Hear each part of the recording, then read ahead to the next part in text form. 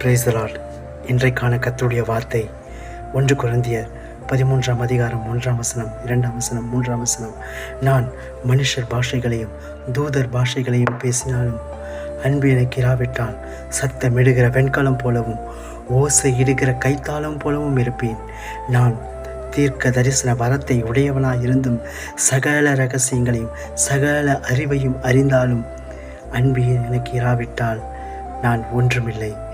எனக்கு உண்டான யாவற்றையும் நான் அன்னதானம் பண்ணினாலும் என் சரீரத்தை சுட்டெரிக்கப்படுவதற்கு கொடுத்தாலும் அன்பு எனக்கு இராவிட்டால் எனக்கு பிரயோஜனம் ஒன்றுமில்லை.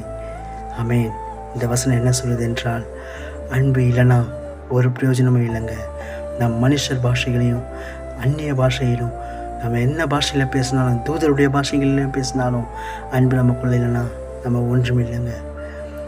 நாம் தீர்க்க தரிசன வரத்தை உடையவனாக இருந்தோம், சகல ரகசியங்களையும் நம்ம எடுத்து சொன்னாலும் சகல வேதத்தை நம்ம தியானித்து சொன்னாலும் அன்பு இல்லைன்னா ஒரு பிரயோஜனமும் இல்லைங்க.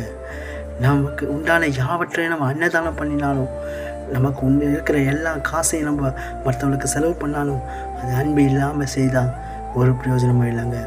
சரீரத்தை சுட்டெரிக்கப்படுவதற்கு கொடுத்தாலும் அன்பு இல்லைன்னா ஒரு பிரயோஜனமும் இல்லை. அன்பு தான் பிரதானம். சகோதரர் அன்பே பிரதானம். முதலாவது உன் தேவனாகிய கர்த்தரிடத்தில் அன்பு